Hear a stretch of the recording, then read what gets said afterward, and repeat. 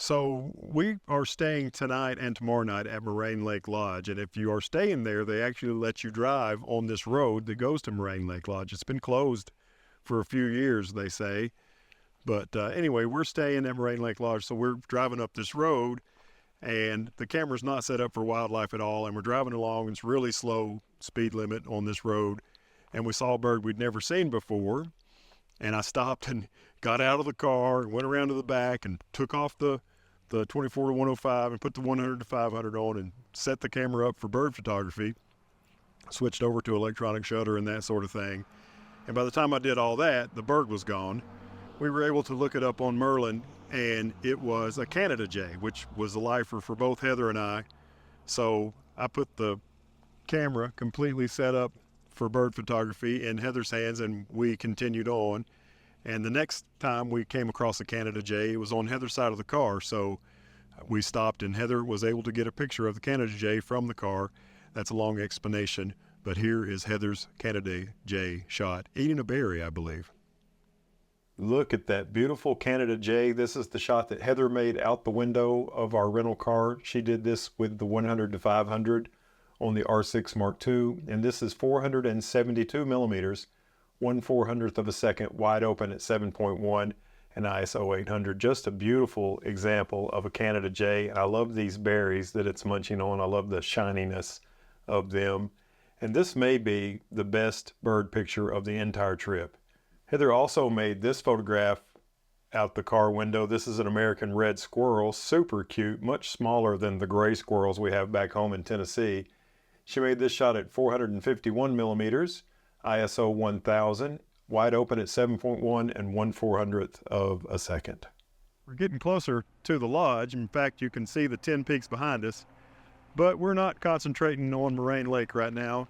It's the Canada jays that have our interest, and now I've managed to get a shot or two of Canada jay myself. So Heather and I both got a lifer today, sharing a camera. Here's my shot of a Canada jay. This is 500 millimeters, 1/400th, f7.1 and ISO 2000. Beautiful bird, a little bit further away than Heather's shot, unfortunately, so not quite as sharp, but I was happy to get my very first Canada jay shot. Here's another Canada jay shot. This one's also far away. Same settings as the last one, except this one, the ISO is 1250.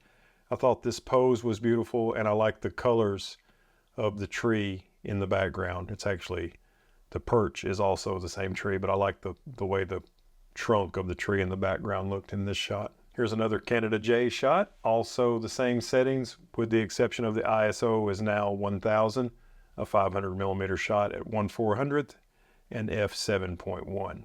And one more Canada jay shot on that same perch with the same settings, ISO 1000.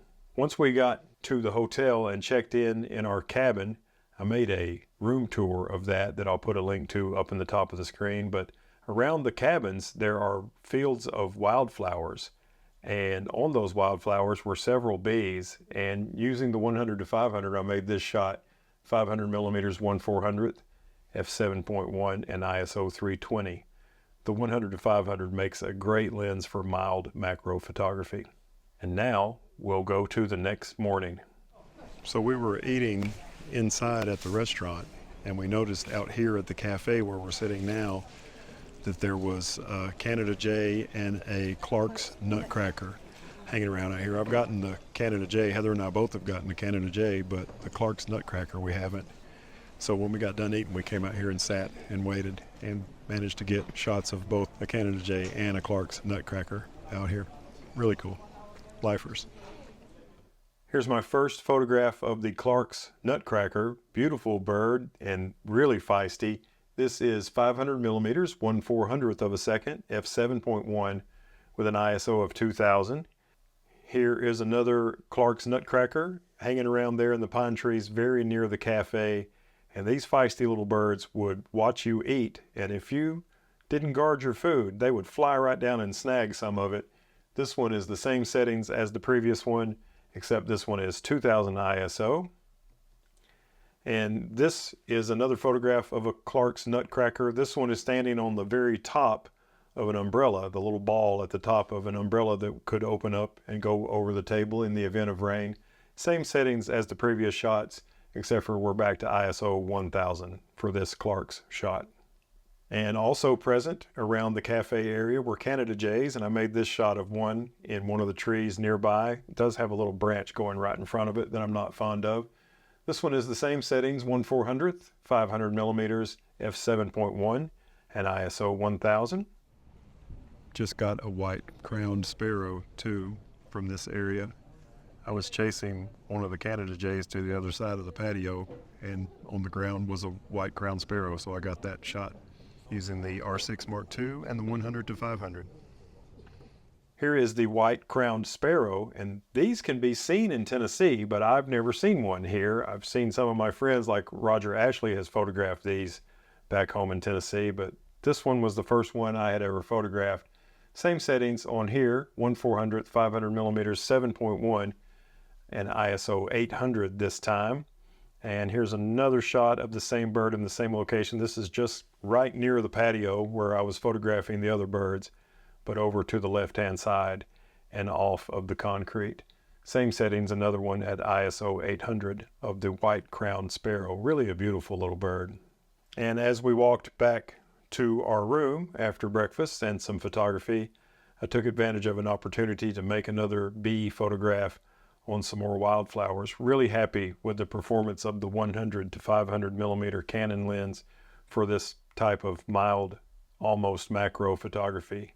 So thank you for watching this brief wildlife video at Moraine Lake Lodge, where everybody does landscape photography.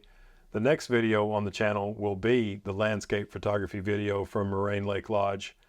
I'll do 2 sunrises and an evening, and even get some snow on the peaks for that. So really looking forward to putting that video together next. Thanks for watching. Hit the thumbs up button if you don't mind. That helps me out quite a bit. And if you want to see some more stuff like this, subscribe and hit the bell.